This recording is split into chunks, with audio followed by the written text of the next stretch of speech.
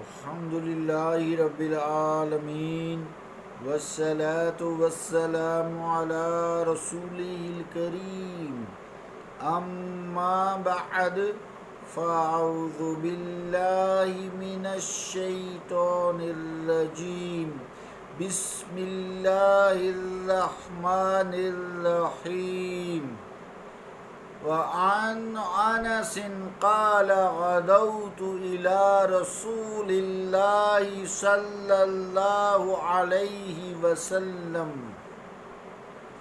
بعبد الله بن أبي طلحة ليحنكه فوافيته في يده الميسم يسم إبل الصدقة متفق علیہ صدق اللہ و صدق رسولہ الکریم۔ عزیزان گرامی قدر، السلام علیکم ورحمۃ اللہ وبرکاتہ۔ حدیث پاک کا جو ترجمہ ہے وہ آپ سماعت فرمائیں۔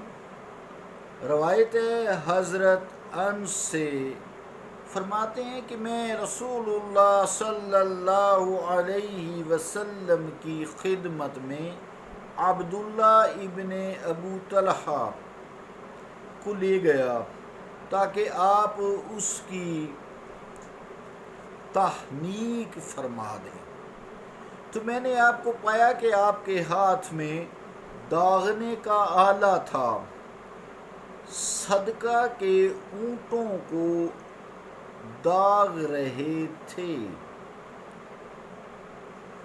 بخاری۔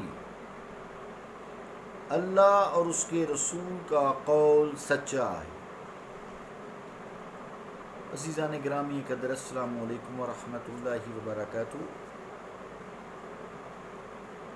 یہ جو عبداللہ ابن ابو طلحہ ہیں رضی اللہ تعالیٰ عنہ، حضرت عبداللہ ابن ابو طلحہ حضرت انس کے سوتیلے بھائی ہیں، یعنی ماں شریک بھائی ہیں، ماں ایک ہے، باپ جو ہیں وہ الگ الگ ہیں۔ حضرت انس تو ام سلیم کے پہلے خامن سے پیدا ہوئے، مگر یہ عبداللہ جو ہیں حضرت ابو طلحہ سے پیدا ہوئے۔ حضرات صحابہ کا ایک طریقہ کار تھا، برکت کے لیے یہ طریقہ کرتے تھے کہ جب کوئی بچہ پیدا ہوتا تو اس نومولود بچہ کو حضور کریم علیہ الصلوۃ والسلام کی خدمت اقدس میں حاضر کرتے۔ حضور کریم علیہ الصلوۃ والسلام کھجور اپنی زبان مبارک سے چباتے، پھر چبا کر بچے کے تالو میں لگا دیتے تاکہ بچے کے منہ میں سب سے پہلے حضور کریم علیہ الصلوۃ والسلام کا لعاب دہن آئے۔ اس سے وہ برکت حاصل کرتے، حضور کریم علیہ الصلوۃ والسلام کے مقدس لعاب دہن سے، اس لعاب دہن سے برکت حاصل کرتے۔ اس عمل کو پھر وہ تحنیک کا نام دیتے، یعنی یہ بچے کو تحنیک کرانے گئے ہیں یا تحنیک کرا کر لائے ہیں۔ تو جب حضرت انس رضی اللہ تعالیٰ عنہ حضرت عبداللہ ابن ابو طلحہ کو جو ہے حضرت عبداللہ ابن ابو طلحہ کو لے کر گئے، تو انہوں نے دیکھا حضرت انس رضی اللہ تعالیٰ عنہ نے کہ حضور کریم علیہ الصلوۃ والسلام بنفس نفیس ان کے ہاتھ میں آلہ ہے، اس سے وہ زکوٰۃ کے اونٹوں کو داغ رہے ہیں، یعنی نشان لگا رہے ہیں، کوئی بھی نشان لگا رہے ہیں اپنے دست پاک سے، خود حضور کریم علیہ الصلوۃ والسلام، تاکہ جو زکوٰۃ کے اونٹ ہیں دوسرے اونٹوں سے الگ رہیں، پہچان میں رہیں کہ بھئی یہ اونٹ زکوٰۃ کے ہیں۔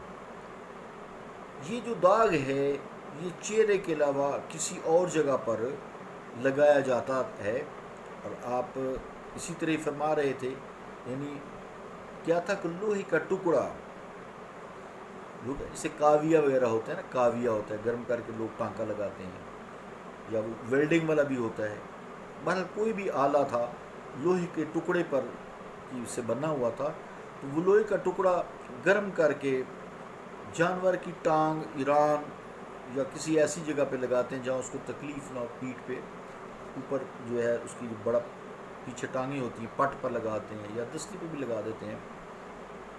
تو وہ گرم کر کے ران یا ٹانگ پر داغ لگا دیا، اور یہ داغ لگایا جاتا تھا.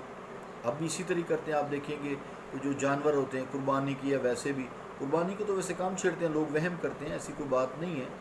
جب صدقہ کے لگایا جا سکتا ہے، زکوٰۃ کے لگایا جا سکتا ہے تو اس میں لگایا جا سکتا ہے، لیکن چونکہ لوگوں کے بحث مباحثہ ہوتا ہے پھر جی یہ تو اس میں جو ہے فالٹ ہے تو ہم نہیں لیں گے، تو اس لیے نہیں عموماً داغتے. ان کے گلے میں نشانی ڈال دیتے ہیں، کوئی پٹا ڈال دیتے ہیں، مہندی لگا دیتے ہیں، کوئی کوئی نشانی اس طرح کی لگا دیتے ہیں جو مٹنے والی ہوتی ہے یا اتار لیتے ہیں. آپ دیکھیں گے جب قربانی کی عید انشاءاللہ آئے گی نا، تو آپ دیکھیں جانوروں کے انہوں نے بناؤ سنگھار کیا ہوتا ہے، سجایا ہوتا ہے. حضرت ابراہیم علیہ السلام نے اپنی قربانی جو پیش کی تھی، حدیث کی طرف واپس آئیں تو یہ داغ جو اس طرح لگایا جاتا ہے جلنے والا پکا ہوتا ہے، پکی مور ہوتی ہے، اس کو مور کہہ لیں، مور ہوتی ہے پکی، یہ مٹتا نہیں ہے اس کی موت تک، یعنی اس کو ہم ختم نہیں کر سکتے، ختم کرنا چاہیں بھی تو نہیں کر سکتے. دوسرے جو رنگ ہوتے ہیں جیسے مہندی ہے یا کوئی اور رنگ ہوتا ہے یا سیاہی ہوتی ہے، یہ نشانات مٹ جاتے ہیں.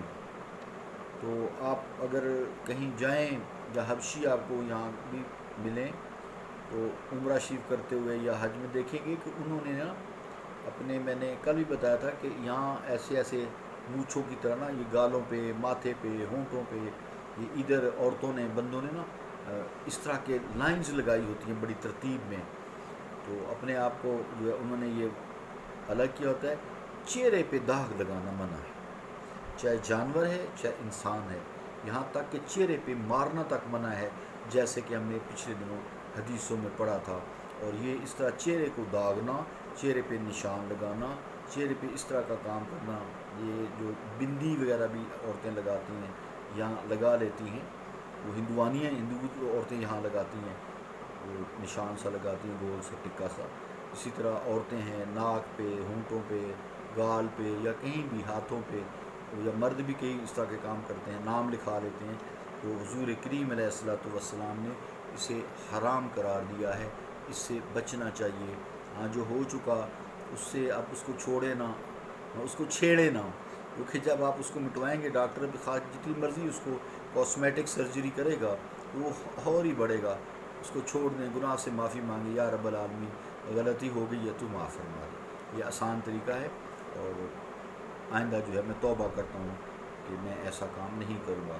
اللہ تعالیٰ ہمیں دین کو سمجھنے اور اس پر عمل کرنے کی توفیق عطا فرمائے. صلی اللہ تعالیٰ علی رسول خیر خلقہ محمد وعلی آلہ و اصحابہ اجمعین برحمتک یا ارحم الراحمین.